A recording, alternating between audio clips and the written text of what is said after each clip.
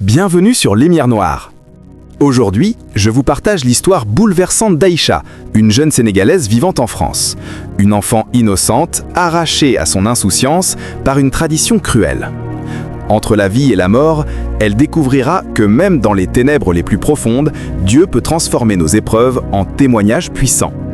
Cette histoire prouve qu'il y a toujours de l'espoir pour le peuple africain. Abonnez-vous et likez pour soutenir ces récits qui changent des vies. Chapitre 1. L'innocence brisée. Paris, 2018. Dans un petit appartement du 18e arrondissement, Aïcha se réveillait chaque matin avec le sourire aux lèvres. À 10 ans, cette jeune Sénégalaise aux grands yeux pétillants incarnait la joie de vivre. Ses parents, Fatou et Mamadou, avaient quitté Dakar 5 ans plus tôt, portés par le rêve d'une vie meilleure en France. Et ce rêve semblait se réaliser. Mamadou travaillait comme chauffeur de taxi, Fatou était aide-soignante dans un hôpital. Aïcha excellait à l'école, parlait parfaitement français et rêvait de devenir médecin. Mais, derrière les sourires et les apparences d'intégration réussie, un secret pesait lourd sur les épaules de Fatou. Un secret transmis de génération en génération, ancré dans les traditions les plus sombres. Sa propre mère, restée au Sénégal, l'appelait régulièrement pour lui rappeler son devoir. « Fatou, tu ne peux pas laisser Aïcha devenir une femme sans respecter nos coutumes. Elle a 10 ans maintenant. C'est le moment. Si tu ne le fais pas, elle ne sera jamais acceptée par notre communauté. Elle ne trouvera jamais de mari respectable. Tu veux qu'elle soit rejetée ?» Ces mots résonnaient sans cesse dans l'esprit de Fatou. Elle savait ce que signifiait cette tradition. Elle-même l'avait subie à l'âge de 8 ans dans un village du Sénégal. Elle se souvenait encore de la douleur insoutenable, des cris, du sang, de la fièvre qui avait failli l'emporter. Elle se rappelait les semaines d'agonie, l'impossibilité de marcher et les infections. Mais sa mère lui avait toujours dit que c'était nécessaire, que c'était ainsi qu'on devient une vraie femme, pure et respectable. Mamadou, lui, ne savait rien. Fatou avait toujours gardé le silence sur ce sujet. Comment lui expliquer? Comment lui faire comprendre que leur communauté attendait cela d'elle? En France, elle savait que c'était interdit, que c'était considéré comme une mutilation, un crime. Mais la pression de sa famille au Sénégal devenait insupportable. Les tantes, les cousines, sa propre mère, toutes assistaient. Tu vis en France, mais tu restes sénégalaise. Tu ne peux pas abandonner qui tu es. Un jour de juillet 2018, Fatou prit une décision qui changerait tout.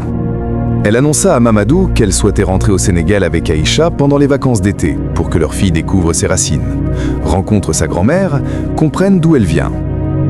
Mamadou, qui ne pouvait pas prendre de congé à cette période, accepta sans méfiance. « C'est une excellente idée, mon amour. Aïcha doit connaître son pays, sa culture. Profitez-en bien, vous me manquerez. » Le vol pour Dakar fut magique pour Aïcha. C'était son premier retour au Sénégal depuis leur départ. Elle regardait par le hublot, excitée à l'idée de découvrir le pays dont ses parents lui parlaient tant. Sa mère, assise à côté d'elle, gardait un silence pesant, le regard perdu dans le vide. Aïcha remarqua ses mains tremblantes, mais elle attribua cela à l'émotion du retour au pays. À l'aéroport de Dakar, la famille les accueillit avec une joie débordante. La grand-mère d'Aïcha, Kadi, une femme de 70 ans au visage marqué par les années, serra sa petite fille dans ses bras avec des larmes de bonheur.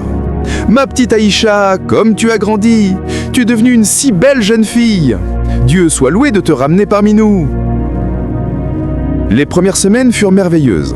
Aïcha découvrait Dakar, les marchés colorés de Sandaga, les plages d'Ungor, la cuisine sénégalaise que préparait sa grand-mère. Elle jouait avec ses cousines, apprenait le Wolof, dansait sur le mbalax. C'était comme un rêve. Mais un matin, tout bascula. Sa grand-mère et sa mère la réveillèrent avant l'aube. « Aïcha, ma chérie, aujourd'hui est un jour très important. Tu vas devenir une vraie femme. C'est une cérémonie spéciale. Toutes les filles de notre famille passent par là. » Aïcha, encore ensommeillée, ne comprenait pas vraiment. On l'habilla avec un magnifique boubou blanc. On lui mit du henné sur les mains. Elle pensait qu'il s'agissait d'une fête en son honneur. On la conduisit dans une case isolée, dans un village à quelques kilomètres de Dakar. Là, plusieurs femmes l'attendaient. Des tantes, des cousines et une vieille femme qu'elle ne connaissait pas, avec un regard froid et des mains calleuses. « Allonge-ca ici, ma petite », dit sa grand-mère, d'une voix qui se voulait rassurante. Mais Aïcha sentit une peur inexplicable l'envahir. « Maman, qu'est-ce qui se passe? Pourquoi je dois m'allonger ?» Fatou détourna le regard, incapable de croiser les yeux de sa fille. Les femmes maintalent Aïcha fermement. C'est alors qu'elle vit la lame, rouillée, terrifiante. Elle comprit soudain. Elle avait entendu parler de ça à l'école en France, dans un cours d'éducation civique. L'excision. Cette horreur dont parlait sa professeure avec des mots graves. « Non! Maman! Non! S'il te plaît !» hurla-t-elle de toutes ses forces. Elle se débattit. Mais contre les femmes, elle n'avait aucune chance. Mais personne ne l'écouta. Les femmes la tinrent avec une force implacable. Sa grand-mère commença à chanter des prières traditionnelles pour couvrir ses cris. Et la vieille femme s'approcha avec la lame. Ce qui suivit fut un cauchemar indescriptible. Une douleur qu'aucun mot ne peut décrire. Aïcha hurla jusqu'à ce que sa voix se brise. Elle supplia, appela sa mère, appela son père, appela Dieu. Mais rien ne s'arrêta. Le sang coulait. La douleur était insoutenable. Elle perdit connaissance. Quand elle se réveilla, elle était allongée sur une natte dans une case sombre. Tout son corps tremblait. La douleur était toujours là, déchirante. Elle voulait appeler sa mère, mais aucun son ne sortait de sa gorge. Les heures passèrent, la fièvre monta, elle délirait. Elle voyait des ombres, entendait des voix. Sa mère venait parfois lui donner de l'eau, lui caresser le front. Mais Aïcha la regardait avec des yeux où la confiance avait disparu, remplacée par une trahison profonde. Les jours suivants furent un enfer. L'infection se propagea rapidement. Aïcha saignait abondamment, la plaie ne cicatrisait pas. Elle avait une fièvre intense, elle tremblait, elle délirait. Sa grand-mère tentait des remèdes traditionnels, des plantes, des prières, mais rien n'y faisait. Fatou, terrifiée, voyait sa fille s'éteindre peu à peu. « Maman, il faut l'emmener à l'hôpital, elle va mourir !» supplia-t-elle. Mais Kadi refusa. « Si tu l'emmènes à l'hôpital, ils vont comprendre ce qui s'est passé. Tu iras en prison quand tu entreras en France. On va continuer avec nos méthodes. Dieu va la guérir. » Mais Dieu semblait avoir détourné son regard. Aïcha sombrait. Au 10e jour, elle ne se réveillait presque plus. Sa respiration était faible, son corps brûlant. Fatou, dans un moment de lucidité déchirante, comprit qu'elle devait choisir entre sauver sa fille et protéger ses traditions. Elle prit Aïcha dans ses bras, malgré les protestations de sa mère, et courut jusqu'à la route principale. Elle arrêta un taxi et cria « Hôpital principal de Dakar, vite, ma fille est en train de mourir !» À l'hôpital, l'équipe médicale fut horrifiée par ce qu'elle découvrit. Aïcha était en état de choc septique, une infection généralisée ravageait son corps. Le médecin, le docteur Diop, regarda Fatou avec une colère froide. « Qu'avez-vous fait à cet enfant? Comment avez-vous pu ?» Fatou s'effondra, incapable de répondre, submergé par la culpabilité et la terreur de perdre sa fille. Les médecins se battirent pendant des heures pour sauver Aïcha. Antibiotiques puissants, transfusions sanguines, soins intensifs. C'était une course contre la montre. Pendant ce temps, à Paris, Mamadou commençait à s'inquiéter. Les appels de Fatou étaient de plus en plus rares et étranges. Elle lui disait qu'Aïcha était malade, une simple grippe, mais sa voix tremblait d'une manière qui ne trompait pas. Il décida de prendre le premier vol pour Dakar. Quand il arriva à l'hôpital et vit sa fille allongée dans un lit branché à des machines, le teint gris, le corps fragile, il comprit que quelque chose de terrible s'était produit. « Fatou, qu'est-ce qui s'est passé? Dis-moi la vérité. » Fatou, brisé, lui raconta tout. La pression de la famille, la tradition, l'excision, l'infection. Mamadou resta figé, incapable de parler pendant plusieurs minutes. Puis, une rage terrible explosa en lui. « Tu as fait ça! Tu as mutilé notre fille! Tu as failli la tuer pour une tradition barbare! Comment as-tu pu ?» Il hurla, pleura, frappa les murs. Les infirmières durent intervenir. Fatou sanglotait, répétant sans cesse « Pardonne-moi, pardonne-moi, je ne savais pas quoi faire. » Aïcha resta entre la vie et la mort pendant 2 semaines. Les médecins firent l'impossible. Et contre toute attente, lentement, très lentement, elle commença à se stabiliser. L'infection recula, la fièvre baissa. Elle ouvrit les yeux, mais ce n'était plus la même Aïcha. Dans son regard brillait désormais une douleur profonde, une méfiance, une perte d'innocence irrémédiable. Quand elle vit sa mère, elle détourna la tête. Le lien entre elles était brisé. Le docteur Diop, un homme de foi, vint voir Aïcha un jour. « Petite, tu as survécu à quelque chose que beaucoup ne survivent pas. Dieu t'a gardée en vie pour une raison. Tu as un témoignage à porter. Ta vie a un sens, même après cette épreuve. » Ces mots plantèrent une graine d'espoir dans le cœur brisé d'Aïcha. Elle ne comprenait pas encore comment, mais elle sentait qu'il avait raison. Mamadou décida de ramener Aïcha en France dès qu'elle fut en état de voyager. Il porta plainte contre la vieille femme qui avait pratiqué l'excision et contre sa belle-mère. Il était déterminé à ce que justice soit faite. Fatou, rongée par le remords, accepta toutes les conséquences. Elle savait qu'elle avait commis l'irréparable. De retour à Paris, Aïcha fut suivie par des psychologues, des médecins, des travailleurs sociaux. Le chemin de la guérison serait long, très long. Si cette histoire vous touche, abonnez-vous à Lumière Noire et activez la cloche pour ne manquer aucun témoignage qui prouve que Dieu peut transformer nos pires épreuves en miracles. Likez cette vidéo pour soutenir ces récits d'espoir. Le chapitre 2 vous révélera comment Aïcha trouvera la force de pardonner et comment Dieu utilisera sa douleur pour changer des vies. Chapitre 2. La lumière dans les ténèbres. Paris, automne 2019. Un an s'était écoulé depuis le retour d'Aïcha en France. Un an de silence, de cauchemars, de thérapie, de douleur. Elle avait maintenant 11 ans, mais dans ses yeux brillait la maturité douloureuse d'une personne qui a frôlé la mort et survécu à une trahison impensable. Elle ne parlait presque plus. À l'école, elle restait isolée, refusant de participer aux jeux, aux discussions. Ses professeurs s'inquiétaient. Ses camarades ne comprenaient pas pourquoi leur amie, autrefois si joyeuse, était devenue une ombre silencieuse. À la maison, l'atmosphère était lourde, suffocante. Mamadou et Fatou vivaient sous le même toit, mais leur mariage était mort. Mamadou ne pouvait pas pardonner. Chaque fois qu'il regardait sa femme, il revoyait sa fille entre la vie et la mort à l'hôpital de Dakar. Fatou, elle, était dévastée par la culpabilité. Elle avait perdu sa fille, même si Aïcha était physiquement présente. Le regard de haine et de méfiance qu'Aïcha lui lançait chaque jour était un poignard dans son cœur. Elle avait tout sacrifié pour respecter une tradition et elle avait tout perdu en retour. Aïcha refusait que sa mère la touche, la nourrisse, lui parle. Quand Fatou tentait de s'approcher, Aïcha reculait instinctivement, comme un animal blessé. « Ne me touche pas », criait-elle parfois. Ces mots brisaient Fatou un peu plus à chaque fois. Mamadou s'occupait seul d'Aïcha, la conduisait à l'école, préparait ses repas, l'accompagnait à ses rendez-vous médicaux et psychologiques. Il avait pris un congé parental pour être présent, sacrifiant son travail, ses économies, tout ce qu'il avait construit. Rien ne comptait plus que sa fille. La psychologue qui suivait Aïcha, Madame Laurence Martin, était une femme exceptionnelle. Avec une patience infinie, elle travaillait pour reconstruire ce qui avait été détruit. Aïcha, ce qui t'est arrivé est une injustice terrible. Tu as le droit d'être en colère. Tu as le droit de ne pas pardonner. Mais je veux que tu saches une chose. Cette douleur ne te définit pas. Tu es bien plus que ce trauma. Tu es forte, intelligente, belle. Et tu as survécu. Ces mots, répétés séance après séance, commencèrent lentement à pénétrer le mur qu'Aïcha avait construit autour de son cœur. Un jour, Madame Martin proposa quelque chose de différent. « Aïcha, j'aimerais te présenter quelqu'un. Elle s'appelle Mariama. Elle a vécu quelque chose de similaire à toi. Elle aimerait te parler si tu es d'accord. » Aïcha hésita, mais finalement accepta. La semaine suivante, une jeune femme de 25 ans entra dans le cabinet de la psychologue. Mariama était rayonnante, souriante, pleine de vie. Difficile d'imaginer qu'elle avait elle aussi survécu à l'excision.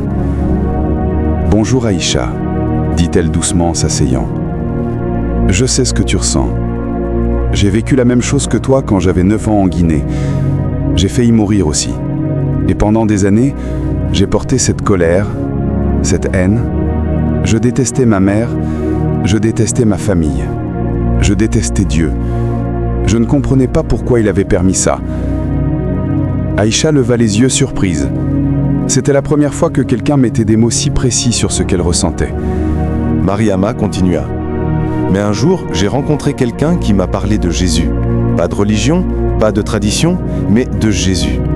Il m'a dit que Jésus aussi avait connu la souffrance injuste, la trahison, la douleur insoutenable, et qu'il comprenait ce que je vivais.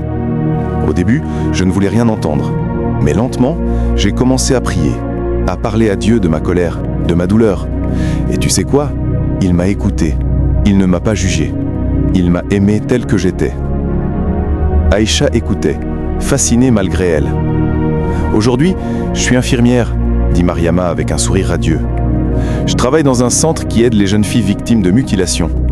Dieu a transformé ma douleur en mission. Ce qui devait me détruire est devenu ma force.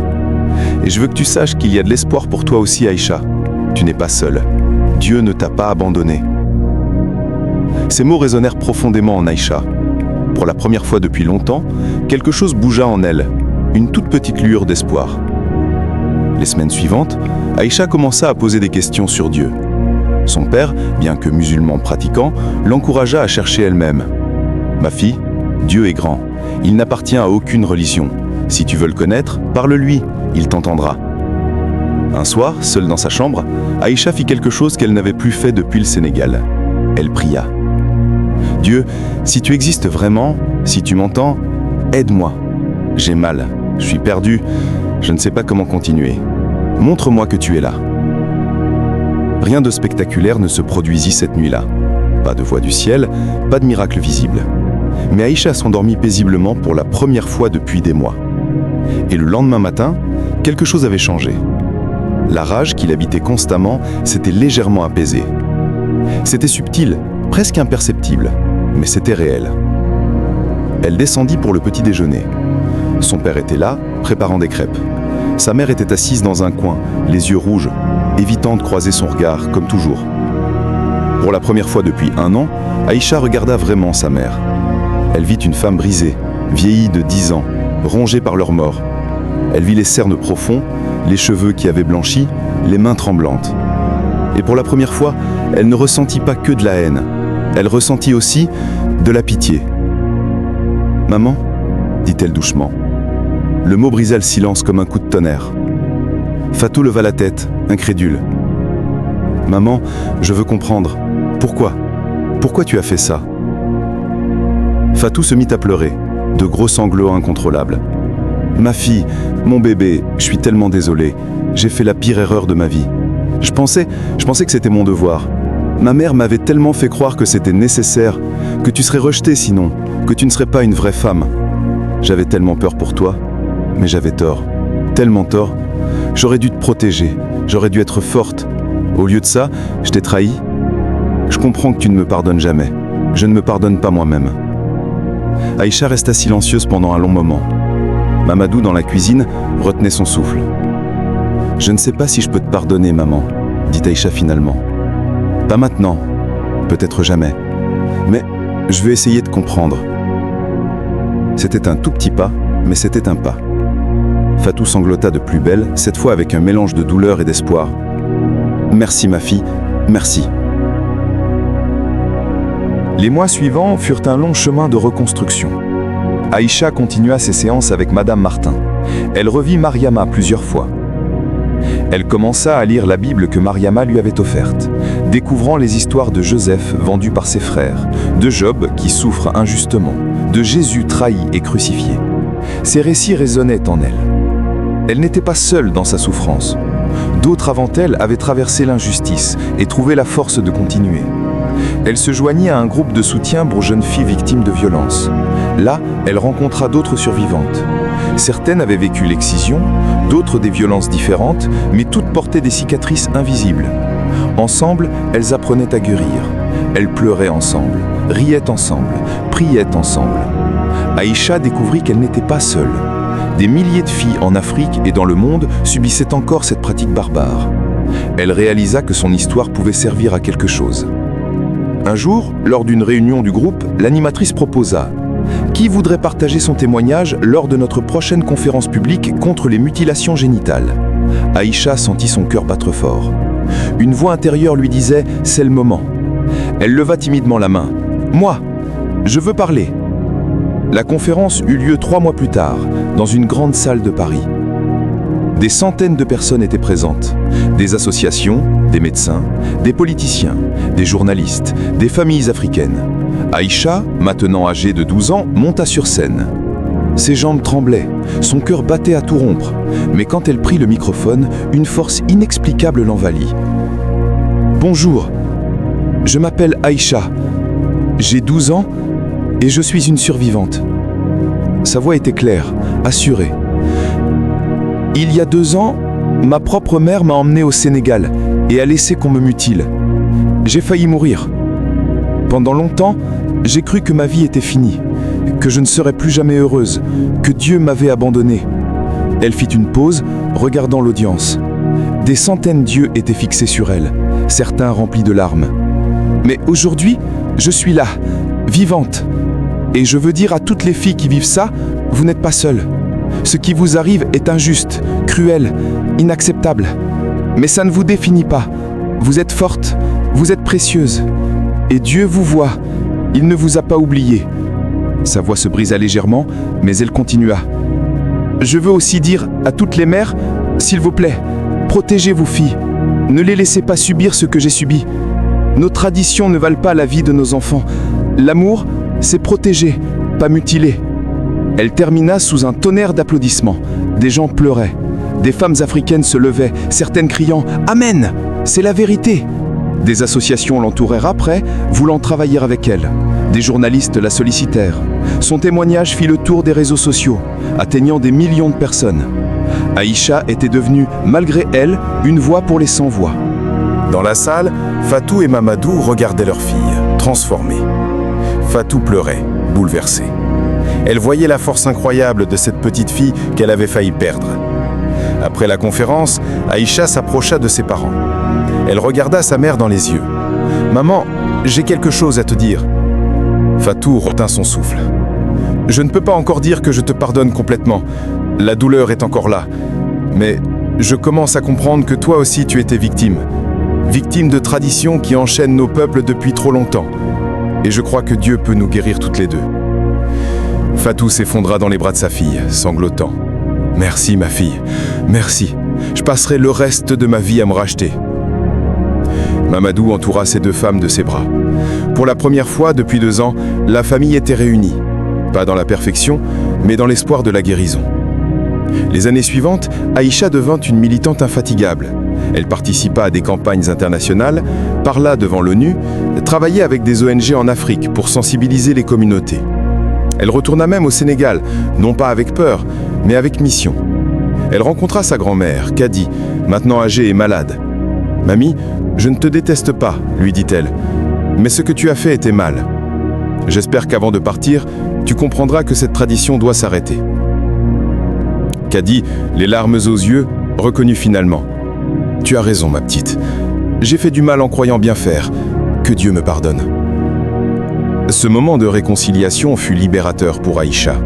Elle comprit que le pardon n'était pas oublié, mais libéré. Libérer les autres de la dette, mais aussi se libérer soi-même du poids de la haine. Aujourd'hui, Aïcha a 17 ans. Elle prépare des études de médecine spécialisées en gynécologie, pour aider les femmes et les filles victimes de mutilations. Elle anime des conférences dans toute l'Europe et l'Afrique. Elle a créé une association appelée Lumière d'Espoir, qui a déjà sauvé des centaines de filles de l'excision. Sa relation avec sa mère s'est reconstruite lentement mais sûrement. Elles travaillent maintenant ensemble, Fatou accompagnant Aïcha dans ses missions pour témoigner de son erreur et encourager d'autres mères à protéger leurs filles.